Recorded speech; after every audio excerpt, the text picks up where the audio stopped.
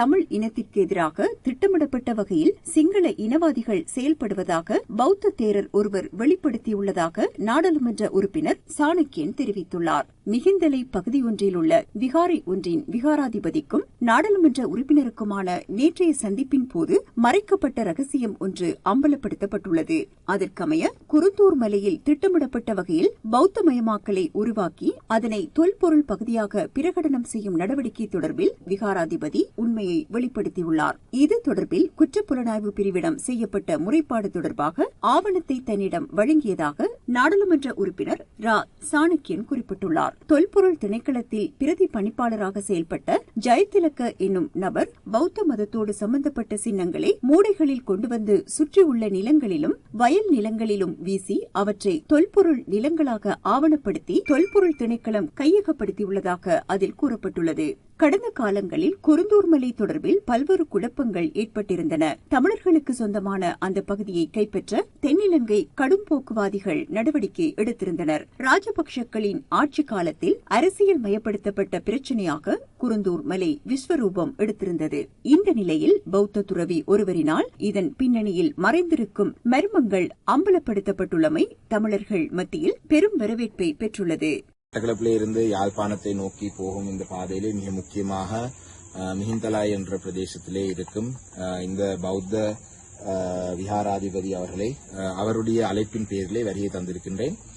மிக முக்கியமாக அவர் எனக்கான அழைப்புதல் தந்ததுக்கான காரணம் குருந்தூர் மலையிலே நடந்த ஒரு மிக முக்கியமான ஒரு விடயத்தை பற்றி தெளிவுபடுத்துவதற்கு. குருந்தூர் மலை சம்பந்தமாக உங்கள் அனைவருக்கும் தெரியும். அதிலே ஒரு விஹார கட்டப்பட்டது. இதிலே அந்த அண்மித்த பிரதேசங்களில் இருக்கும் வயல் நிலங்களை ஒரு சிலரால் கைப்பற்றப்பட்டு அந்த வயல் நிலங்களை வைத்து ஒரு சில தலைநகர்கள் செய்து நாங்கள் கௌரவ சுமந்திரன் அவர்கள் இதுக்காக நீதிமன்றம் சென்ற வரலாறு எல்லாம் பலருக்கும் தெரிந்த விடயம். ஆனால் இந்த விஹாராதிபதி அவர்கள் ஒரு எழுத்து மூலம் ஒரு கடிதம் எனக்கு வழங்கியிருக்கிறார். இது அவர் குற்றப்புலனாய்வு திணைக்களத்துக்கு 2025 ஆண்டு 7ஆம் மாதம் 21ஆம் தேதி அனுப்பியிருக்கிறார். இதிலே மிக தெளிவாக ஒரு பெயர் குறிப்பிட்டு அவர் சொல்றார்.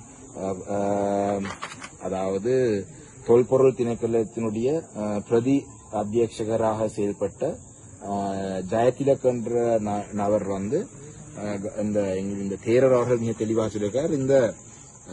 இந்த பௌத்த மதத்தோட சம்பந்தப்படக்கூடிய சின்னங்கள் என்ற வகையில ஒரு மூடிகளிலே கொண்டு அந்த பிரதேசத்தை அண்மித்த வயல் நிலங்கள் எல்லாம் அதை பரப்பி அதை எறிந்து அதுக்கு பிறகு இது தொல்பொருள் அடையாளங்கள் இருக்கு என்று காட்டி அந்த நிலங்களை தொல்பொருள் திணைக்களத்தினுடைய கட்டுப்பாட்டுக்குள் எடுத்ததாக இந்த கடிதத்தின் ஊடாக குற்றச்சாட்டு முன்வைக்கிறார். ஒரு பௌத்த துறவி ஒருவரே இந்த விடயத்தை பற்றி சொல்லியிருக்கிறது ஒரு மிக முக்கியமான இந்த ஆவணத்தை என்னிடம் தருமாறு அவர் என்னை சந்திக்க வேண்டும் என்று கேட்டார். அந்த வகையிலே தான் இன்று யாழ்ப்பாணத்துக்கு போகும்பொழுது அவரை நான் சந்தித்திருக்கிறேன். அதே போலதான் சமகால அரசியல் தொடர்பாக அவருடைய பல விடயங்கள் சம்பந்தமாக அவருடைய நிலப்பாடுகளையும் அவருடைய கருத்துகளையும் சொல்லியிருந்தார். அதே போல அவர் எனக்கு ஒரு கோரிக்கை முன்வைத்திருக்கிறார். இந்த நாட்டிலே எல்லா மக்களுக்கும் சிங்கள மொழி, தமிழ் மொழி, ஆங்கில மொழி 3 மொழிகளையும் கட்டாயமாக ஒரு சட்டமூலமூடாக கொண்டு வந்தால் கட்டாயப்படுத்த வேண்டும், அவர்களை படிப்பிக்க வேண்டும் என்றதையும் செய்ய சொல்லி அவர் ஒரு கோரிக்கை முன்வைத்திருக்கிறார். நிச்சயமாக இந்த விடயம் தொடர்பாக என்னுடைய கவனத்தை நான் செலுத்துவேன் என்ற வாக்குறுதியை அவருக்கு நான் வழங்கியிருக்கிறேன்.